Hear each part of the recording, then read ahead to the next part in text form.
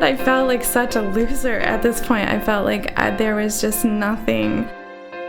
What could I do now? Because a lot of churches don't let divorced people do leadership things. I know God called me to do certain things, and so I was just devastated at this point. But little did I know that God just had that business meeting, and it was the weirdest thing to me that He called me at a business meeting, but He used that.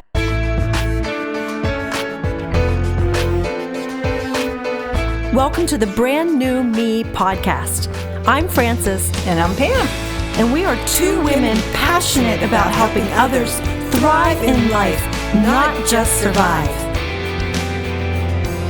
In each episode, we're going to find creative ways to offer hope for your future through our own life experiences. So join us every week as we learn together that we really can be a brand new me.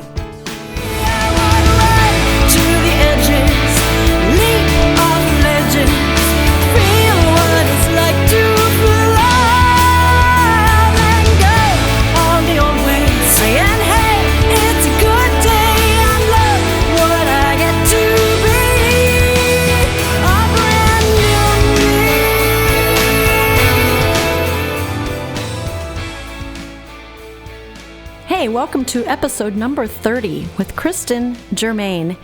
If you're new to the podcast, we are so glad to have you. Pam and I love to capture stories of people who have been through stuff, lived to tell about it, and have actually encountered a brand new life, a new person, a new dream unfolding because of it. And this story we have this week and last week is just definitely one of those stories. And if you missed Cristin's first episode last week, part of her story, you're going to want to hear that. She had a marriage that quickly unraveled, and she did all she knew to do and ended up making a hard decision. But out of that has come something really beautiful, and she's going to tell us about that today. So let's get right into hearing from Cristin Germaine.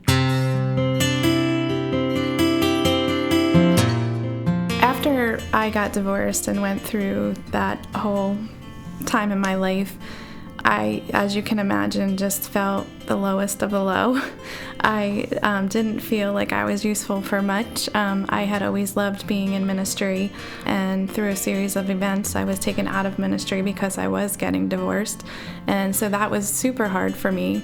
But looking back now, I see that as God's hand planting me in the church that I am attending now, which is Evangel Assembly of God in Ephrata, Pennsylvania. There was a Wednesday night, and it was a business meeting, and had I known that it was a business meeting and that there was no childcare, because at this point AJ was 6, it's hard to keep a 6-year-old boy down, so I would have stayed home had I known that. But because we were there, I was sitting in the back pew, and a friend came and took AJ, and I told him, I said, buddy, I just feel like I want to just be part of this here. What's going on with the church? Because we were pretty new. We didn't know much about the church. So I was sitting in the back pew, and I didn't know a lot of people still. Mainly no one knew my story. And honestly, I felt very judged when I walked into many churches, because it was like, there's her and her kid, but where's the dad? Cristin, let's back up a little bit to the church that you had to leave. Where were you in the process of your divorce and your point in ministry there that you had to actually leave the ministry? I had met with the pastor, the lead pastor of the church, and I had actually worked for the church and knew he knew my heart and that kind of thing, but he just felt it in the best interest, I guess, of the ministry that I should step down. And so he took me out of, I was on the worship team at the time and also leading some kids ministries, and that was probably harder for me than actually going through my divorce, because it was like ministry has always just been a part of my heart. And just reaching people and loving on people is just what I love to do. And so that was really like kicking me while I was already down.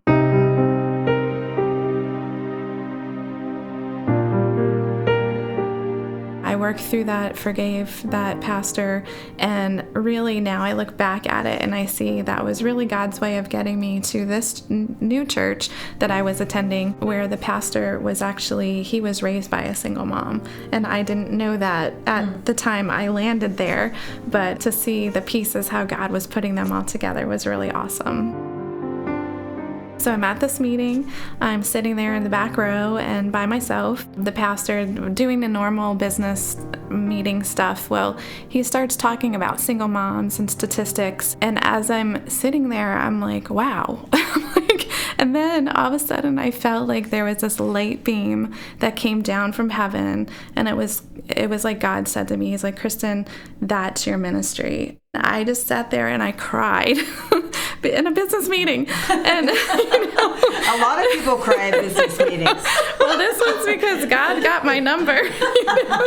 Because like I said, I felt like such a loser at this point. I felt like there was just nothing. What could I do now? Because a lot of churches don't let divorced people do leadership things. And, I know God called me to do certain things. And so I was just devastated at this point, but little did I know that God just had that business meeting. And it was the weirdest thing to me that he called me at a business meeting, but he used that. So the next day I emailed Pastor Kevin and his wife, and I had said, last night you talked about statistics of single moms, and I said, if you're considering a single moms ministry, I would love to help you.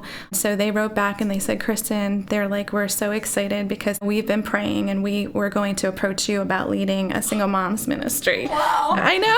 Oh. I was like floored because just God's timing and how he was speaking to them, and he then spoke to me, and how our worlds just collided at the same time. From that point on, we started up HOPE, which HOPE stands for Helping Out, Providing Encouragement. So we started out by handing out a Thanksgiving meal. It was from butter to dessert, everything in between, milk, everything you needed to make a Thanksgiving meal. From there, we started in February of 2013, and there was probably 2 or 3 of us. Now if everyone would come at this point, there would probably be about 15, 20 of us. So it's grown.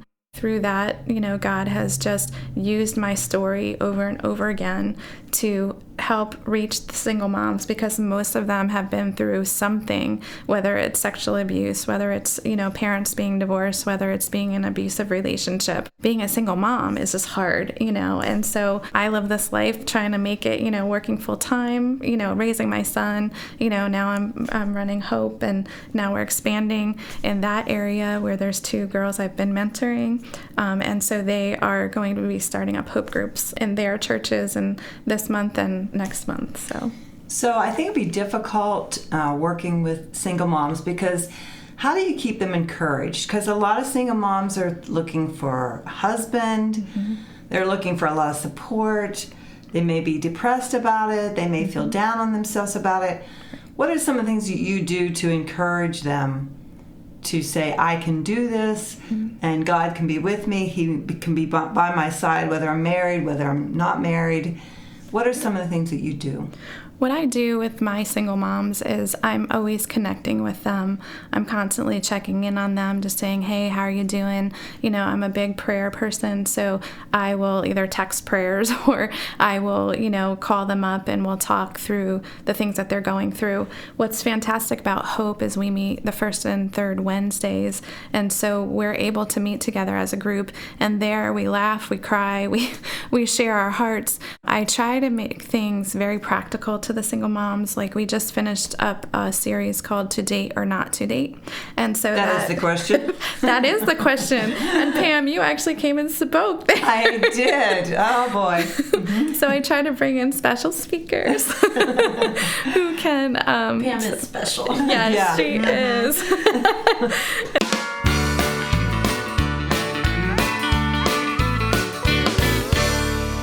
So I bring in special people to speak into the ladies' lives. I'm constantly encouraging them to read their Bibles, to pray, which is just basically talking to God, spending time with the Lord. There's one girl who has been there since the beginning, and to see her journey of growing in the Lord has just been fantastic to me. She's a single mom, and she wasn't going to church at all, but back in 2012, she came and had a Thanksgiving meal, and we just connected, became fast friends, and she's still at church, working in ministries, and just thriving in her life, and she's gone through a lot of challenges, but it's awesome to see her stating her faith and realizing her strength is in the Lord, and taking that and knowing that that's where her hope comes from despite her circumstances and her hard times. And I think the single moms really know, like, I can understand where they're at because I'm a single mom. I have a secret Facebook page, so I'm trying to constantly put things out there that are going to help them think about. When they come to Hope, they start connecting with each other, and so you just form friendships. I always tell them, that God never called us to walk this road alone, that this is something that He has put us all in the circumstance. We might be from different backgrounds, different areas and things, but the one thing that we can relate to is being single moms, and so we need to just help each other through that. I was at a single moms conference called Dare to Dream Single Moms Out, and this was a year after I started Hope, and I was there, and I was in the back again. I don't know, it's something about being in the back. God just calls Were they me. having a business meeting? No, they were not having a business. This was a conference for single moms, so it was touching to see like hundreds of single moms all coming together. It was just so touching, and I was like, wow, there are so many of us, but it was so cool for the first time to really see the depth and breadth of how many of us there are with unforeseen circumstances of how we get here.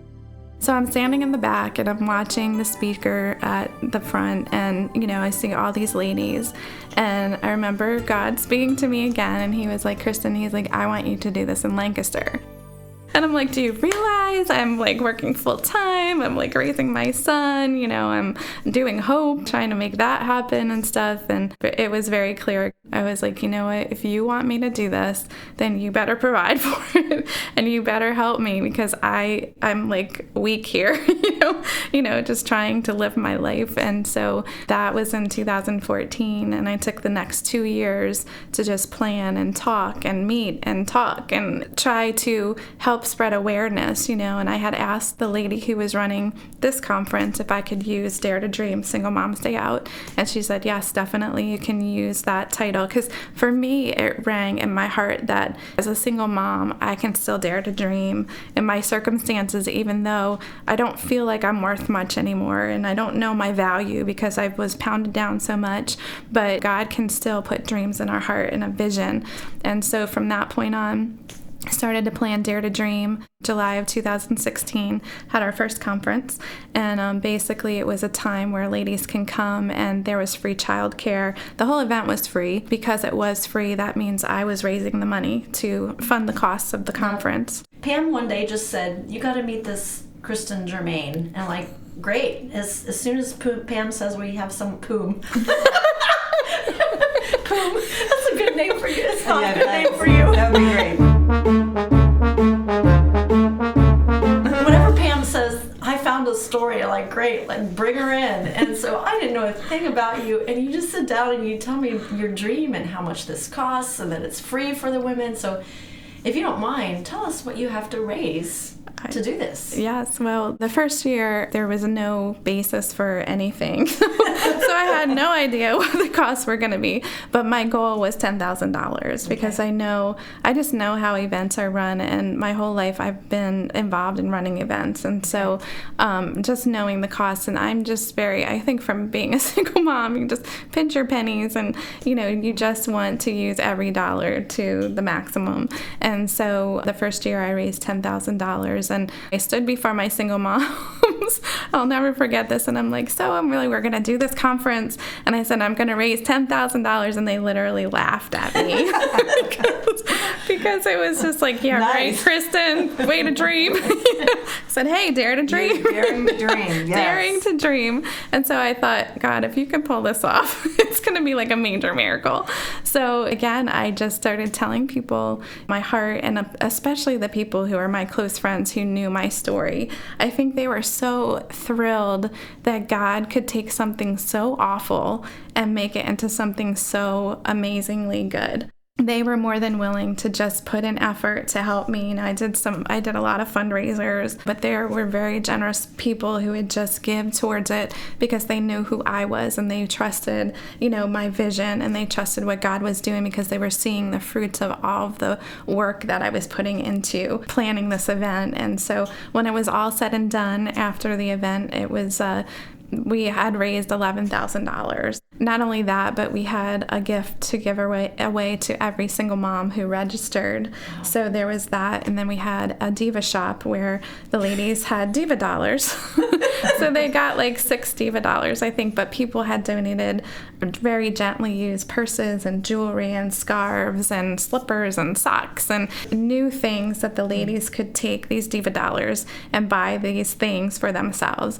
And then there was the free childcare. We served them lunch because, again, we're just creating a feeling that they're special enough and they deserve this and they're worthy of having a special day for them. They left with a full bag of personal items like soaps and shaving cream and razors and practical things that would make them not have to buy, because if you can save a single mom $40, $50 of personal care items, they can use that money then to take their kids out or to do something special or pay a bill. We often have bills.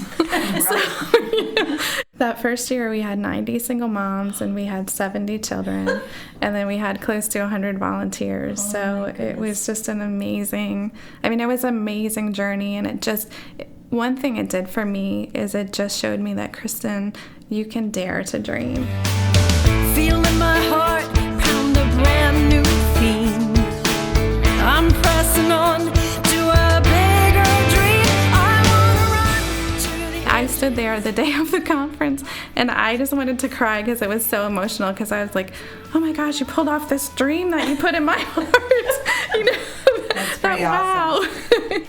After the first one, I was totally beat. I was like, God, I don't know if I can do this again. And I'm thinking, maybe once and done is good, But I was really praying about it. And I was like, God, if you want me to do this again, you're going to have to show me, because I am out of energy. I'm tired.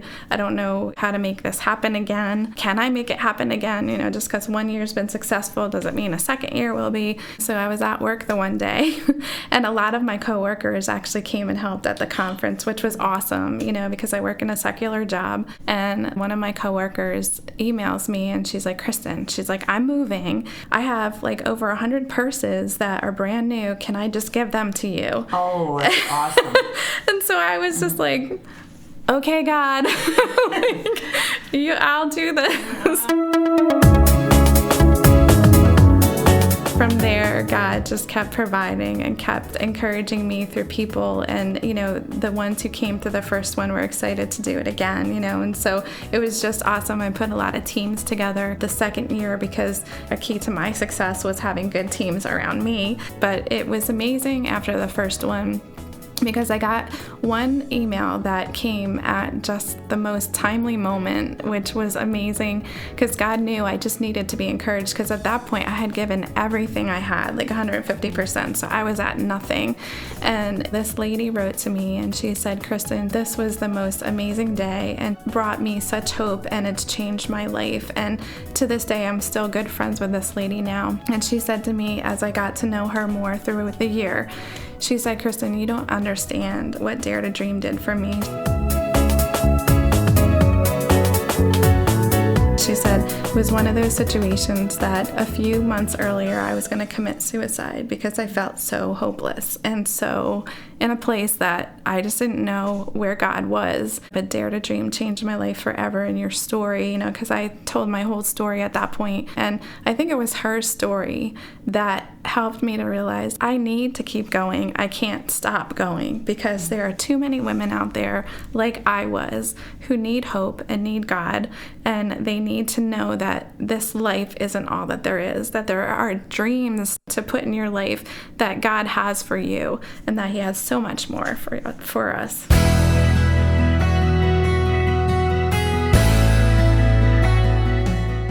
So we did it the second year, and we ended up having 125 single moms and 125 kids, and we had close to 150 volunteers this time, and it was amazing because we actually changed locations, and this second location was so much more well suited for the kids, for the adults, just everybody, because we were all under one roof. It was just the perfect setting for the conference, which is Calvary Church, which is a big church in Lancaster. We offered valet parking for the moms, and it was so awesome to see the men coming and standing behind me and being supportive of the single moms. It was so awesome to see their excitement as God would give them the vision, and so they were helping with parking and security. We have workshops that they break out into, and they're very practical workshops, just like the one was about organizing. There was one on parenting, there was one on makeup tips, there was another one on like face it, don't fake it, one for resources for single moms who have disabled children. I just try to make the workshops very practical to what the women are going through, or what they would think is fun to learn or talk about. There was one on today or not today, trying to bring practical things to them, but we had all of the gifts, and actually we had 211 women who were registered and then 125 who came, so we had almost double the gifts to give away, so we were almost able to give 2 gifts away per mom. Every comment I hear from different of the ladies who come to me, they're like, I just cried the whole day, because they just couldn't even believe that someone would put on a day for them and want to invest in their lives. So we're assuming that you're planning for this year. So when's that coming up? That will be on July 21st of this year, and it will be at Calvary Church again in Lancaster. And we plan to do the same kind of setup. So I'm looking for donations, and this year my goal is to raise $20,000 just so that we can pay for all of the costs, but also do some nicer things as well. And we're looking for items for the Diva Shop, personal care items, all of those kinds of fun stuff. If you want to give, you can give online at itsevangelassembly.org or .com, one of those. They can give and get tax deductions through that because it is a nonprofit. And so right now it is sponsored through my church. But what my goal and my hope is in the next 5 years, I would love to become a nonprofit, to be able to do this full time. Honestly, like working my full-time job in health insurance is very stressful, but then doing Dare to Dream and Hope and all of that is like having another full-time job. My prayer is that, God, can you just combine the two so that I can just focus on being a nonprofit and doing the ministry and that kind of thing. So, so they can get tax deductible credit. All right. And on Facebook? On Facebook, you can find me. I'm Cristin Germaine there, and so you can friend me. And if you're a single mom, we have a secret Facebook page. You can let me know if you want to add there. I know that your story is going to reach out to a lot of single moms and give them hope and give them courage. I think you really need courage when you go through something like this. But thanks again, Cristin, for coming, and we are just excited for this year's Dare to Dream and for your hope groups, that they'll just keep expanding. It's going to be an awesome thing. This past year, 2 of the single moms, well, one is actually married, but she was a single mom as a teen. I've been mentoring her, and also another girl who came to Dare to Dream. And after Dare to Dream, she just had said that her church has been telling her to start a single moms thing, but she just didn't have the confidence to do it on her own. So I was like, I will help you. So for the past year, I would say we have been meeting and talking and coming up with things. So these groups are starting up this January 8th of 2018 and then February of 2018, 2 separate churches. But I am more than happy to help anyone who feels led to want to start a single moms ministry, because it is so needed in our churches especially, and if you're not reaching out to those single moms in your congregation, you might think, oh, I don't have any single moms. If you don't, that is a rare thing because there is many, many single moms who are out there, and we need to be reaching them.